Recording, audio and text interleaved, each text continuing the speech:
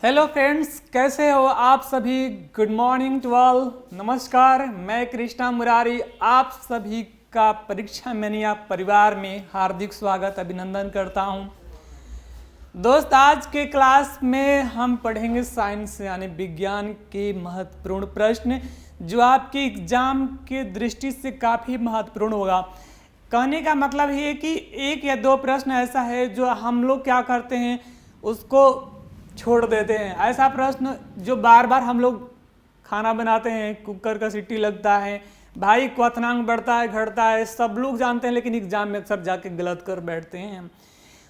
ऊंचाई मापा जाता है, सब लोग देखते हैं, हवाई जहाज देखते हैं, समुद्री जहाज देखते हैं, मापा जाता है। भाई ऊंचाई मापा जाता है, किससे मापा जाता है? तो आइए हम आज बात करते हैं उन टॉपिक का जो साइंस का, जो आपके एग्जाम के लिए काफ़ी महत्वपूर्ण है। तो आपको एक बात बता देते हैं कि आप जो है कभी भी कहीं भी चलते फिरते देखते सुनते रहिए, क्योंकि आपके एग्जाम में जो प्रश्न आता है कहीं ऐसा नहीं कि कोई फिक्स किताब पढ़िएगा उसी में से आता है। मैट्रिक 9, 10, 12 फलान ठेकान जो पढ़े हैं, ऐसा है जो प्रेजेंट में चल रहा है, न्यूज़ चल रहा है, रेडियो तो आप लोग भूल ही गए। मोबाइल जब हम लोग प्रवेश किए मोबाइल युग में, घड़ी देख ही रहे हैं, कहाँ किसी के सब मोबाइल से ही सब, अधिकांश तो लग रहा है कि मोबाइल से ही सब टाइम देखो।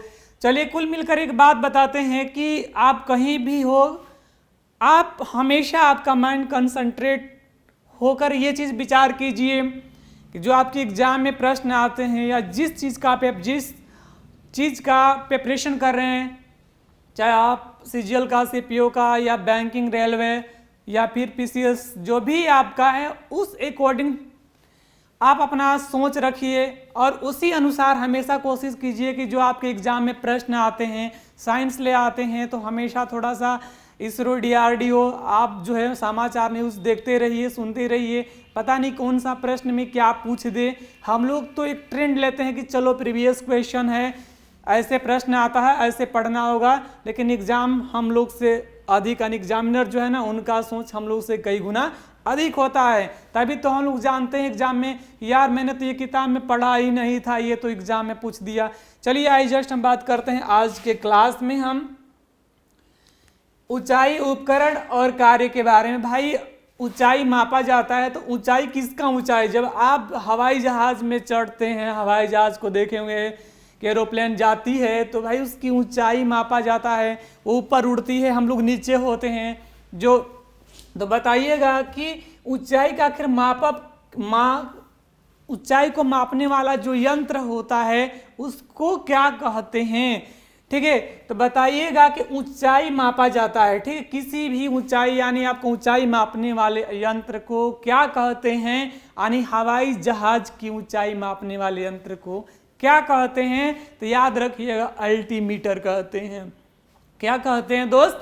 अल्टीमीटर कहते हैं। तो अल्टीमीटर से क्या मापा जाता है? ऊंचाई का मापक, यानी हवाई जहाज का ऊंचाई।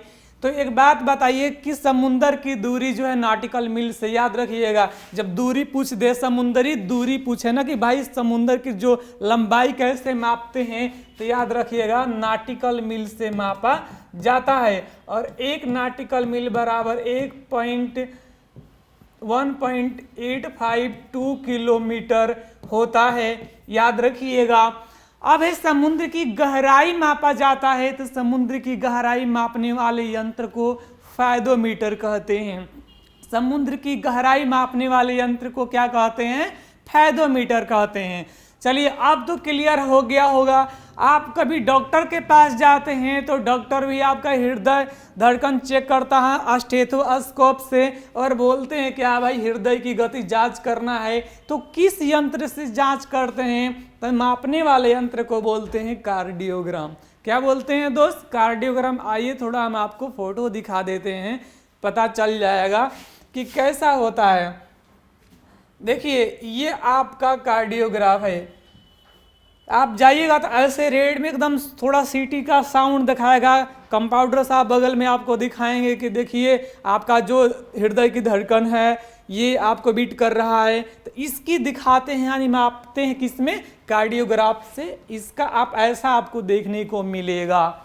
चलिए अभी जो मैंने बताया एक और जस्ट दिखा रहे हैं आपको ऊंचाई मापने वाला। तो आप समुद्री आप देख लीजिए, ये ऊंचाई मापने, ये भी तो एक घड़ी ही होता है, लेकिन किस चीज का प्रदर्शित करता है, तो याद रखिएगा इसका नाम है दोस्त अल्टीमीटर। क्या नाम है, अल्टीमीटर। और ये करता क्या है कि भाई इससे हम क्या नापते हैं, ऊंचाई मापते हैं, यानी समुद्री हवाई जहाज की ऊंचाई मापा जाता है किससे, तो अल्टीमीटर से। देखिए ये भी एक घड़ी से मापा जाता है, क्या, ऊंचाई मापने वाले यंत्र हवाई जहाज की ऊंचाई मापा जाता है अल्टीमीटर से। इस चीज को याद रखिएगा। ये देखिए बैरोमीटर मापने वाले यंत्र को क्या बोलते हैं, बताइए कि बैरोमीटर मापने वाले यंत्र को क्या बोलते हैं, यानी वायु दाब को मापने वाले यंत्र को बोलते हैं बैरोमीटर। क्या बोलते हैं, बैरोमीटर। और ये समुद्री तल से 76 मीटर दूरी पर इसको ये मापक बताता है। तो याद रखिएगा ये है बैरोमीटर, यानी क्या, वायुमंडलीय दाब को मापने वाले यंत्र को क्या बोलते हैं, बैरोमीटर बोलते हैं। इस चीज को याद रखिएगा।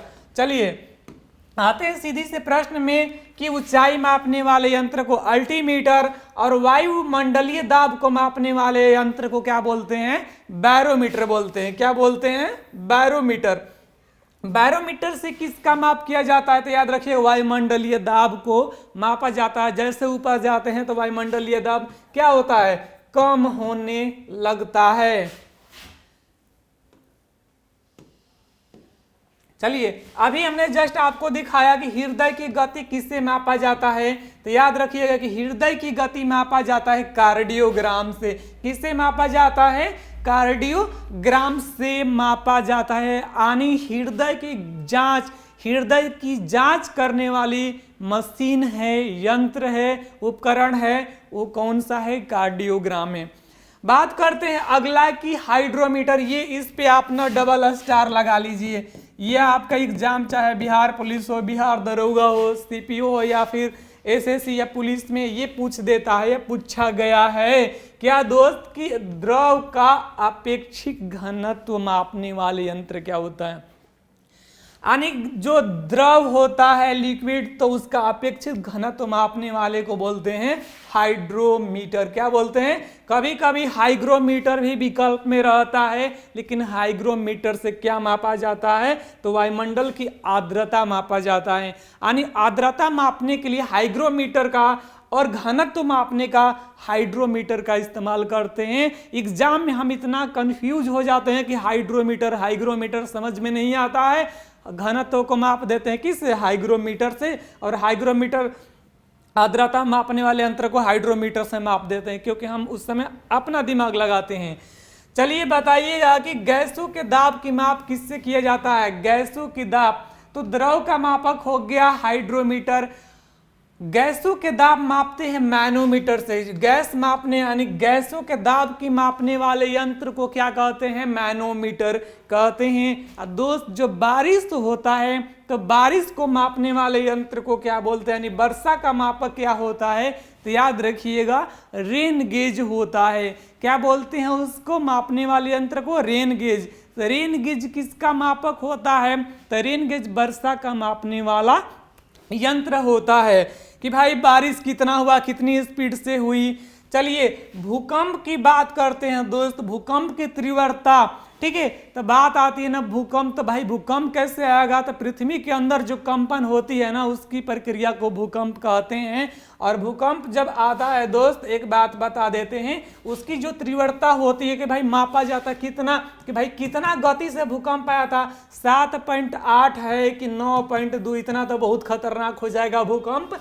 तो अधिकांश 7.9 9 चला जाएगा तो ये पूरी पृथ्वी कपी यानी कांपने लगेगी। तो याद रखिएगा कि पृथ्वी के अंदर जो कंपन करती है, यानी कंपन करने की प्रक्रिया को ही भूकंप कहते हैं। और इसका माप किससे होता है, तो रिएक्टर स्केल से होता है। नाम दोस्त क्या है, रिएक्टर स्केल से मापा जाता है। देखिए आपके सामने है रिएक्टर स्केल, इससे पता चल जाएगा कि भाई तीव्रता उसकी कितनी थी, तीव्रता कितनी थी भाई, कितनी स्पीड से भूकंप आया था, 2.0 था कि 3.0 था कि 5.0 था कि 9.0 था, याद रखिएगा।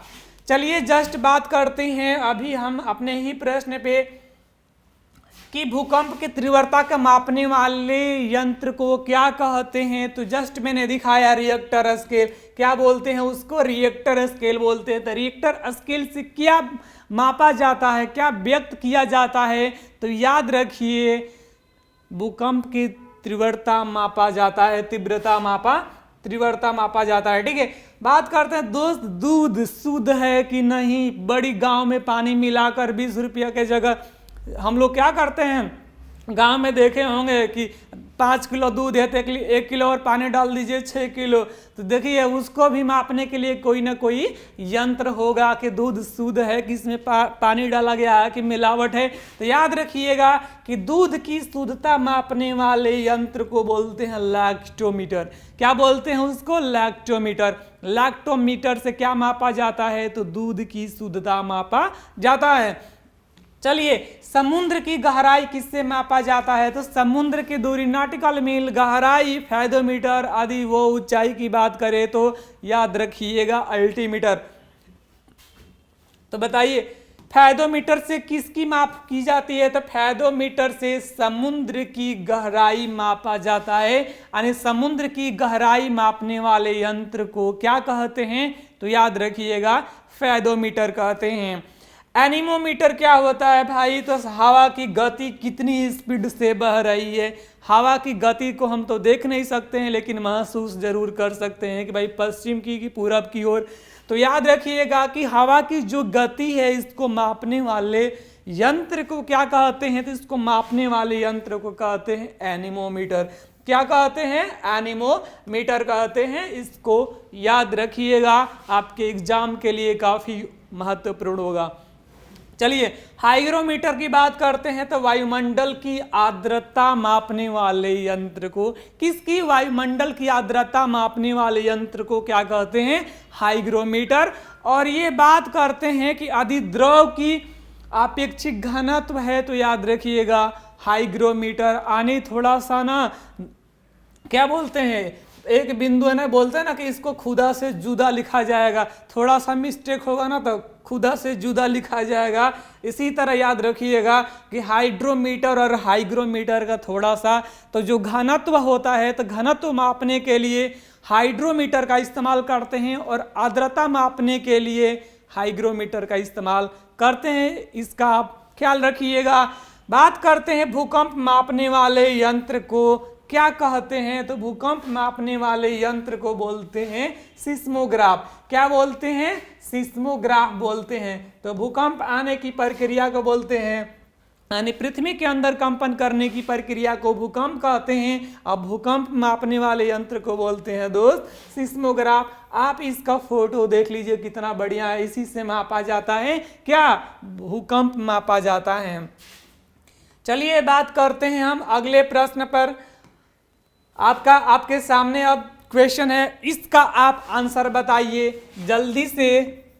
आप एक नदी में चलता हुआ जहाज, एक नदी से जहाज चल के जब समुद्र में प्रवेश करता है, देखिए सबसे पहले आप प्रश्न को 1 से 2 बार 3 बार रिपीट कीजिए कि आपका आंसर खुद मस्तिष्क में चलने लगे कि भैया पहले जैसा होगा कि थोड़ा ऊपर होगा कि थोड़ा नीचे होगा कि थोड़ा और नीचे होगा। चलिए तो बताइए कि जब एक नदी में चलता हुआ जहाज समुद्र में आता है तब उसकी क्या महसूस कर सकते हैं, कुछ सेंस लगाइए, क्या महसूस कर सकते हैं भाई। बाद में आप वो हमेशा जो किताब पर डिपेंड मत रहे, कुछ सेंस लगाइए। तो बताइए कि एक नदी में चलता हुआ जहाज समुद्र में जब आता है तब कैसा प्रतीत होता है। तो देखिए ये समुद्र है और इसमें एक जहाज है। अब ऐसा इसको देखकर क्या महसूस कर सकते हैं, जैसे लग रहा है ना कि पहले से जैसे प्रवेश किया समुद्र में, पानी इसका नीचे और ये थोड़ा सा ऊपर उठा हुआ दिख रहा है। तो याद रखिएगा कि स्तर पहले जितना होगा, भैया पानी में जैसे प्रवेश करेगी तो पानी थोड़ा सा ऐसा ही जितना इसका आयतन होगा ना ये अपना कवर कर लेगा। तो ये क्या बोला का स्तर पहले स्तर पहले जैसा क्यों होगा भाई, वो नदी में थी, इसके बाद ये समुद्र में जब प्रवेश करती है इसके बाद थोड़ा सा ऊपर होगा। थोड़ा सा दिख रहा है ना, जैसे प्रवेश की तो लग रहा है कि थोड़ा सा ऐसे उठा हुआ है, तो थोड़ा सा ऊपर होगा। लगता है कि बी ही नंबर आंसर होगा, लेकिन आप बताइएगा ऊपर या नीचे होगा। ऊपर नीचे कैसे होगा, ऊपर नीचे होगा तो ये तो पानी के ऊपर भी होगा नीचे होगा, तो ये पानी के गति के कारण होगा। लेकिन याद रखिएगा थोड़ा सा नीचे आएगा भाई, थोड़ा सा नीचे ऊंचे आएगा नहीं। आपका सही और एक्यूरेट 100% आंसर होगा थोड़ा ऊपर आएगा, यानी विकल्प नंबर बी सही है। यानी एक नदी में चलता हुआ जहाज जब समुद्र में प्रवेश करता है तो थोड़ा सा उठा हुआ नजर आता है, इसको ध्यान रखिएगा।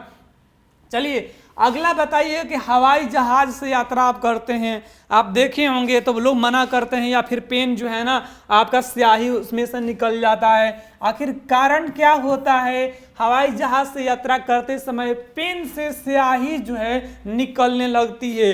क्योंकि आप देखे होंगे तो जैसे जैसे हम ऊपर बढ़ते हैं ना, वायुमंडलीय दाब क्या होता है, वायु दाब कमी होने लगता है। और वायुमंडलीय दाब के कमी के कारण क्या होता है कि भैया जो स्याही है ना, जो पेन है, इसका स्याही जो है निकल जाता है। तो आपका आंसर क्या होगा, वायु दाब में कमी के कारण, वायु दाब में वृद्धि के कारण, स्याही के आयतन में वृद्धि के कारण, या अत्यधिक भार के कारण। क्या उसका भार है, तो आंसर आपका हो जाएगा ए नंबर कि वायु दाब में कमी के कारण। यानी हवाई जहाज से यात्रा करते समय पेन से स्याही निकलने लगती है, क्योंकि जैसे जैसे हम ऊपर जाते हैं तो आपका वायुमंडलीय दाब कम होने लगता है, जिसके कारण स्याही जो है पेन से निकल जाता है। आपका आंसर ए नंबर इज सही है। चलिए अगला आप प्रश्न बताइएगा। ये धर्म नहीं है, बर्फ है, याद रखिएगा बर्फ, इसको याद रखिएगा। ये काट कूट कर देते हैं, ये गलती से मिस्टेक हो गया है, होता है ये छोटी सी गलती, कहा जाता है ना one mistake is some mistake. चलिए कोई बात नहीं, गलती करना गलती नहीं है, लेकिन बार बार वही गलती करेंगे, ये गलती है। चलिए तो बर्फ की दो टुकड़ों, यानी ये बर्फ है, मान लीजिए देखे होंगे बर्फ, इसको दो टुकड़ों आपस में दबाने पर, क्या बोल रहा है कि दो बर्फ के टुकड़े आपस में दबाने पर क्या होते हैं, चिपक जाते हैं। जब दोस्त आप भी घर पर कभी कभी ना प्रैक्टिस कर लीजिए, प्रैक्टिस नहीं प्रैक्टिकल कर लीजिए कि जो बर्फ है या जो फ्रिज से आप निकालिए एक बर्फ, एक छोटा छोटा टुकड़ा लीजिए और दोनों को चपकाइए, क्या चपक जाता है? तो अच्छी बात है, और अच्छी बात क्या है, चपक जाएगा ही। तो बर्फ के दो टुकड़ों को आपस में दबाने पर टुकड़े आपस में चिपक जाते हैं भाई। तो इसका आंसर बताइए। ये आपके एग्जाम में चाहे एसएससी का कोई भी आप जाइए, सीजीएल, सीपीयू, एमटीएस, जीडी, जिसमें भी, और आज के जो प्रश्न बन रहे हैं ना वो साधारण नहीं, मतलब आसान नहीं है। एग्जाम तो आसान ही पूछता है, लेकिन थोड़ा सा माइंड लगाना पड़ता है। चलिए तो बर्फ के दो टुकड़ों आपस में दबाने पर टुकड़े आपस में चिपक जाते हैं, इसका सही आंसर क्या होगा? तो दाब अधिक होने से बर्फ का गलनांक घट जाता है, या दाब अधिक होने से बर्फ का गलनांक बढ़ जाता है, या दाब अधिक होने से बर्फ का गलनांक पहले घटता है या फिर बढ़ता है। दाब एवं गलनांक में कोई संबंध नहीं है, ऐसा कुछ नहीं है। पहले जब दाब दोनों बर्फ को आपस में चिपकाते हैं तो इसका गलनांक घट जाता है, जिसके कारण बर्फ जो है आपस में चिपक जाते हैं। तो याद रखिएगा आंसर आपका विकल्प ए नंबर सही है। यानी जब बर्फ के दो टुकड़े को आपस में चिपकाते हैं तो क्या होता है, चिपक जाता है। इसका कारण है कि भाई दाब अधिक होने से बर्फ का गलनांक कम हो जाता है, अर्थात घट जाता है। चलिए अगला प्रश्न आप बताइएगा। अगला क्वेश्चन की ऊंचाई की जगहों पर यदि पहाड़ों पर पूछता है कभी कभी कि भाई पहाड़ों पर खाना बनाना कठिन होता है, या खाना पानी बहुत कम समय से पहले उबलने लगता है, या पहाड़ों पर खाना जल्दी से पक जाता है, या पहाड़ों पर खाना बनाते वक्त खाना जो है सही से नहीं पक पाता है। तो याद रखिएगा कि ऊंचाई की जगहों पर 100 डिग्री सेल्सियस है ना, यानी 100 डिग्री से कम नीचे के तापमान पर उबलने लगता है। तो बताइए जब पानी जो है 100 डिग्री सेल्सियस पर उबलता है, जब सेल्ट 100 डिग्री पर उबलता है तो एक बात बताइए, पहले कमे पर उबलने लगेगा तो सीधी सी बात है कि भाई खाना अच्छा से पकेगा नहीं, जल्दी पक जाएगा लेकिन कच्चा उच्चा हो जाएगा। तो याद रखिएगा कि जैसे जैसे हम ऊंचाई पर जाते हैं हमारा वायुमंडलीय दाब क्या होता है, कम होने लगता है। तो वायुमंडलीय दाब कम हो जाता है, अतः उबलने का बिंदु नीचे आ जाता है। गुरुत्वाकर्षण का कोई मोल ओल नहीं है, पर्वतों पर भारी हवाओं के कारण या इनमें से कोई नहीं। तो आपका विकल्प हो जाएगा ए नंबर सही, क्योंकि वायुमंडलीय दाब कम हो जाता है और कम होने के कारण क्या है, पानी जो है ना 100 डिग्री से कम ही पर उबलने लगता है, जिससे खाना ना क्या होता है, जल्दी से पक जाता है। चलिए अगला प्रश्न है आपके सामने। प्रेशर कुकर सब लोग खाना बनाते हैं, लेकिन एक बात मैं बता देता हूं कि छोटा छोटा कि 2019 में एक प्रश्न आया था, वो बहुत भारत का सबसे क्या बोलते हैं हाई कॉम्पिटिटिव, यूपीएससी में वाईफाई लाईफाई बताइए, ब्लूटूथ, ये जरा सोचे लेट वोल्टेज, जो मोबाइल देखते हैं ना, मोबाइल में आपका नेटवर्क आते रहता है, बताइए छोटा छोटा प्रश्न बड़े बड़े एग्जाम में पूछते हैं। तो बताइए जरा सोच लीजिए कि छोटे छोटे एग्जाम की क्या हाल होगी, कि इसमें सोचते कि बड़ा प्रश्न कभी पूछा नहीं जाता है। तो अभी जो है कि भाई खाना जब बनाते हैं तो देखते हैं भाई प्रेशर कुकर हमेशा खाना बनाते हैं, लेकिन प्रेशर जो है तो भाई उसका क्वथनांक बढ़ता है कि घटता है, कभी इसके बारे में चर्चा ही नहीं करते हैं। और ऐसा ही प्रश्न ना बड़े स्तरीय एग्जाम में पूछ देता है। तो बताइए कि प्रेशर कुकर में सब्जियां जल्दी पकाई जा सकती है, भाई क्यों, कैसे पकाई जा सकती है, पकाते तो रोज हैं, लेकिन हमको क्या मतलब, तो मतलब आपका एग्जाम में आता है, याद रखिएगा। सब्जियों को पानी की अपेक्षा भाप जल्दी उबल सकती है, दाब बढ़ जाने से क्वथनांक बढ़ जाता है, उच्च दाब क्वथनांक को कम करता है, या फिर इनमें से कोई नहीं। तो याद रखिएगा कि भैया जब प्रेशर कुकर को सीटी देखे होंगे बंद करते हैं ना, तो क्या होगा, उसका दाब बढ़ जाएगा, और जब दाब बढ़ेगा तो क्वथनांक भी बढ़ जाता है। इस कारण ना दाब बढ़ जाने के कारण क्वथनांक भी बढ़ जाता है। इस कारण ना खाना किस में, प्रेशर कुकर में जल्दी से पक जाता है, बन जाता है। आपका बी नंबर सही आंसर है। चलिए अगला प्रश्न की ओर चलते हैं हम।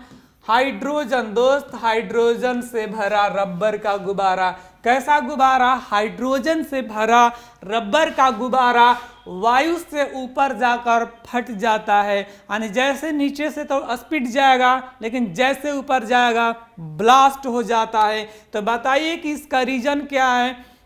हाइड्रोजन का भार बढ़ जाता है, वायु दाब बढ़ जाता है, हाइड्रोजन का दाब घट जाता है कि वायु दाब घट जाता है। इसका दोस्त, इसका आंसर आप कमेंट बॉक्स में छापना, इसका आंसर आप दीजिएगा कि हाइड्रोजन का भार बढ़ जाता है, या वायु दाब घट जाता है, या हाइड्रोजन का दाब घट जाता है, या वायु दाब घट जाता है। इसका दोस्त कमेंट बॉक्स में आंसर छाप देना।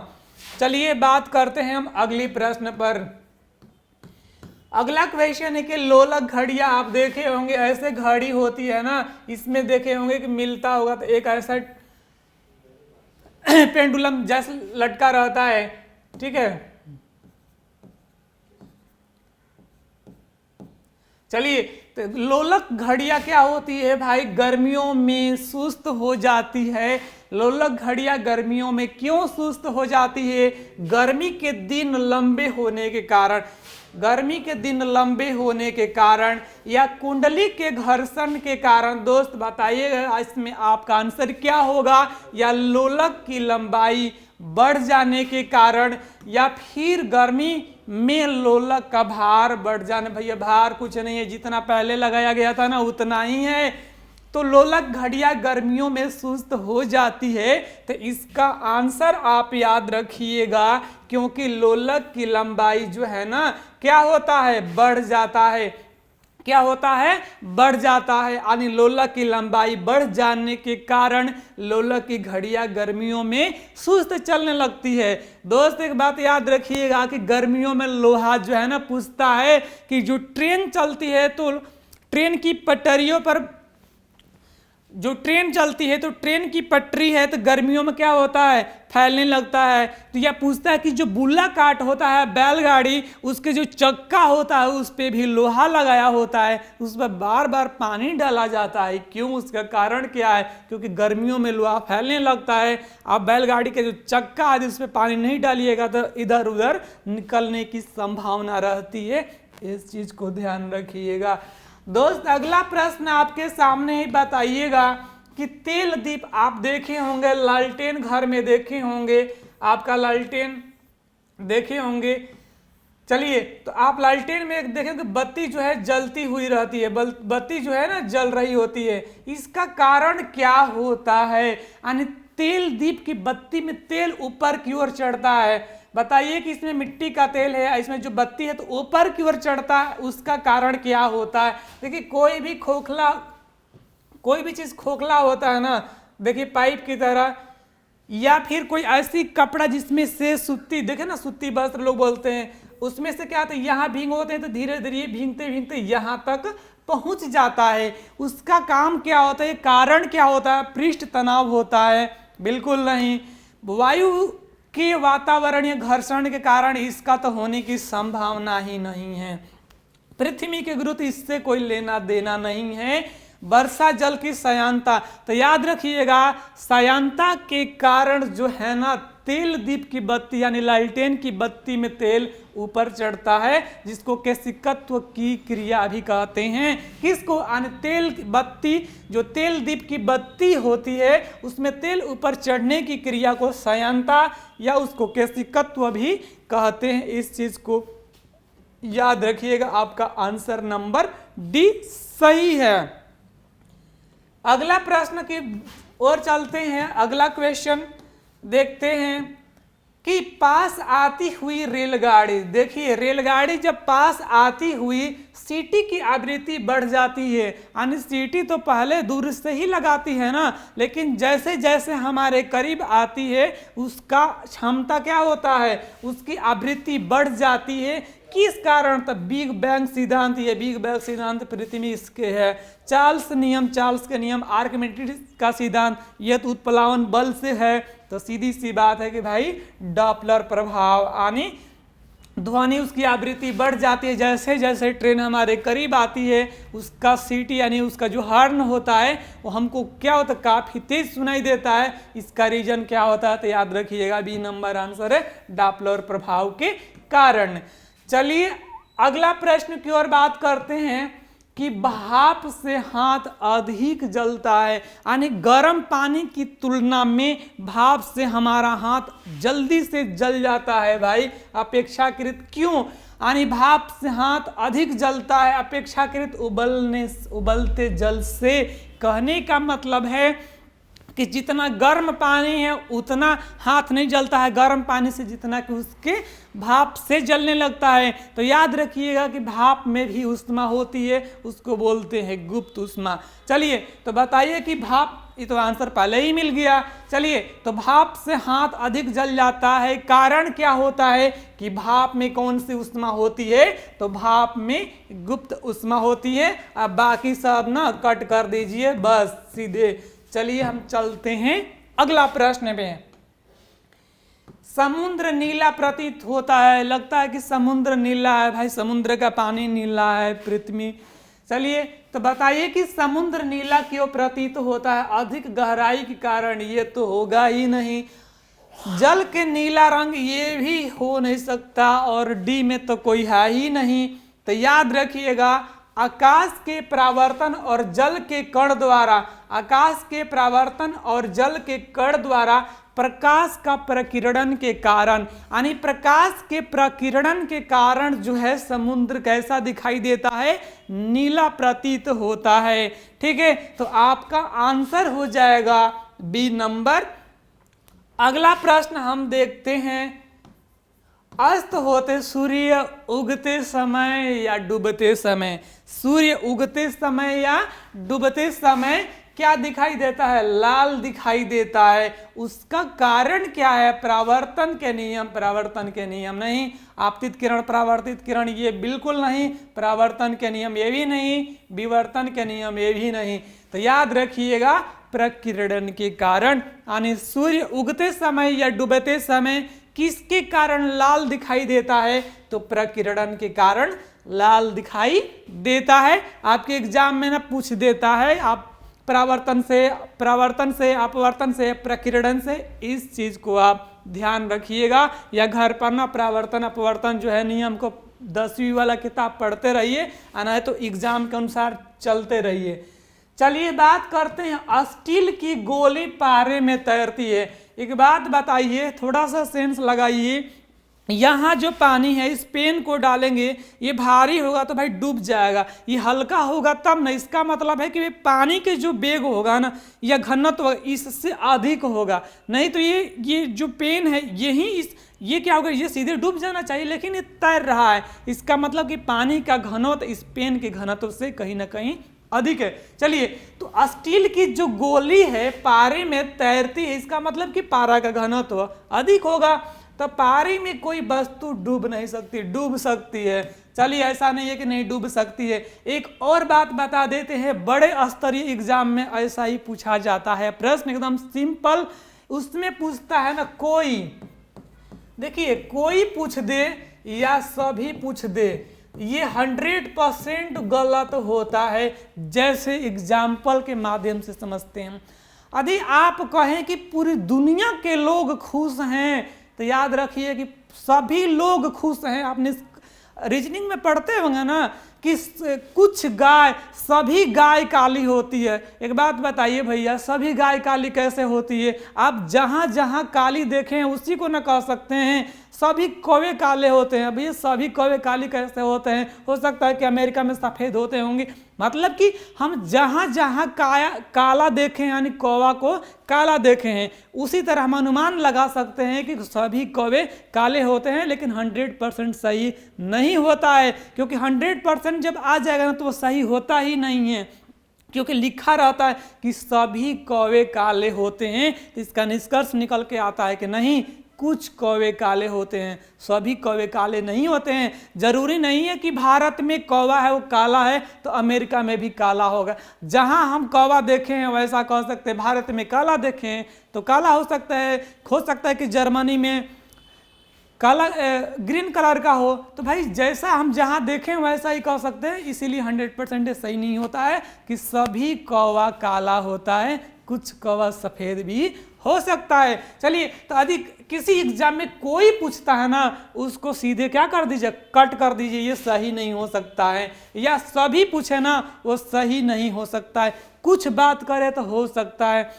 अब बोले कि सभी लोग खुश रहते हैं, एक बात बताइए, सभी लोग खुश रहते कहाँ? तो लोग टेंशन में क्यों आ जाते हैं, डिप्रेशन में क्यों आ जाते हैं? सभी लोग खुश नहीं रहते हैं, कुछ लोग खुश रहते हैं। चलिए, तो पारे का घनत्व तो स्टील की अपेक्षा अधिक होता है। मैंने बताया ना कि भाई स्टील की गोली है, कब तैरेगा? जब पारे की घनत्व अधिक होगा। स्टील का घनत्व अधिक होगा, पारे की अपेक्षा अधिक होता है। चलिए, तो देखिए पारे का इसने पूछा ना, स्टील की गोली जो है पारे में तैरती है। क्यों तैरती है भाई? क्योंकि पारे का घनत्व स्टील की अपेक्षा कहीं ना कहीं अधिक है। तो आपका आंसर बी हो जाएगा।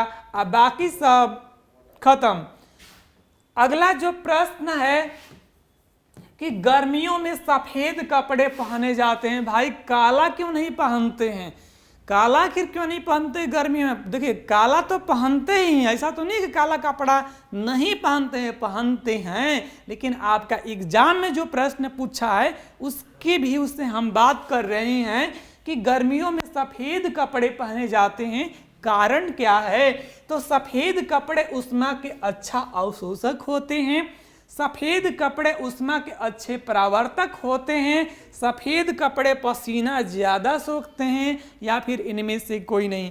अब देखिए, काला कपड़ा पहनते हैं तो जो सूर्य की प्रकाश आती है उसको क्या कर ले, अवशोषित कर लेता है। एक तो शरीर ऐसे ही 37 डिग्री पर 37 डिग्री टेम्परेचर पर हीट है और ऊपर से और हीट हो जाएगा।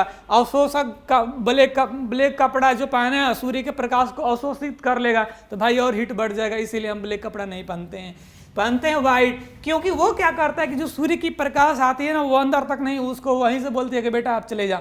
तो याद रखिएगा कि सूर्य की जो प्रकाश होती है किस माध्यम द्वारा आती है, तो विकिरण माध्यम द्वारा आती है। और जस्ट बात करें कि सफ़ेद कपड़े ही पहनने जाते हैं, तो सफ़ेद कपड़े उष्मा के अच्छे परावर्तक होते हैं। आपका आंसर क्या हो जाएगा? बी नंबर आंसर सही, बाकी सब गलत है। चलिए अगला हम बात करते हैं अगला प्रश्न पे। दोस्त चमगादड़ देखे हैं ना? चमगादड़ नहीं देखे हैं कोई बात नहीं। चमगादड़ अंधेरे में उड़ता है, मतलब अनुमाने पर उड़ेगा, पता नहीं, लेकिन अनुमान कैसे लगाएगी आप देखिए। चमगादड़ प्रसर्व तरंगे करते हैं। क्या करते हैं? प्रसर्व तरंगे करते हैं। चमगादड़ को अंधेरे में अधिक दिखाई देता है, ऐसा थोड़े ना है, अनुमान पर उड़ती है दोस्त, याद रखिएगा। या दोनों सही है दोनों गलत है, भैया दोनों सही या दोनों गलत को पहले काट दीजिए। अब एक बात बताइए कि चमगादड़ अंधेरे में उड़ सकती है, क्यों? क्योंकि प्रसर्व तरंगे उत्पन्न करती है। तो भाई प्रसर्व तरंगे, आखिर ये क्या है? वैसा ध्वनि जो हम सुन नहीं सकते हैं। कैसी ध्वनि?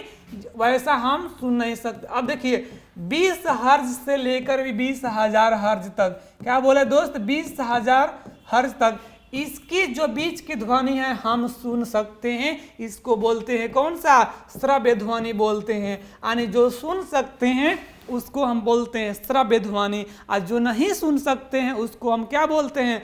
अश्रव्य ध्वनि। यानी 20,000 से नीचे की ध्वनि को हम नहीं सुन सकते हैं, उसको बोलते हैं अश्रव्य ध्वनि। क्या बोलते हैं? अश्रव्य ध्वनि बोलते हैं। और 20,000 से अधिक, क्या दोस्त? 20,000 से अधिक यानी 20,000 हर्ज से अधिक जो ध्वनि होती है उसको बोलते हैं प्रसर्व ध्वनि। यानी प्रसर्व ध्वनि कौन कौन सुन सकता है? तो कुत्ता सुन सकता है। देखिए हर चीज में ना कुत्ता कान लगाकर जमीन पर सोया रहता है। बिल्ली भी सुन सकती है। भूकंप आता है तो बिल्ली को पता चल जाता है, कुत्ता को पता चल जाता है। और किसको पता चलता है? तो याद रखिएगा चमगादड़ को पता चलता है। यानी चमगादड़ जो है कौन सी ध्वनि उत्पन्न करती है? तो प्रसर्व तरंगे उत्पन्न करती है, और इसी के अनुमान पर क्या करती है? अंधेरे में उड़ सकती है। दोस्त आज के जो हमारा प्रश्न था यहीं तक था, और आपको कैसा लगा आप बताइएगा कमेंट के माध्यम से कि आज का क्लास कैसा रहा। मैं कोशिश करूँगा और बेहतर करने के लिए और बेटर करने के लिए। ठीक है दोस्त, यदि मेरा क्लास पसंद आता है तो लाइक सब्सक्राइब और शेयर करना मत भूलिए, क्योंकि इससे क्या होता है कि ज़रूरी नहीं है कभी कभी ऐसे प्रश्न मैं लेकर आऊँ जो आपके एग्जाम के लिए काफ़ी महत्वपूर्ण हो। तो चलिए हम मिलते हैं अगली क्लास में, तब तक के लिए दोस्त जय हिंद जय भारत, आप सभी का धन्यवाद।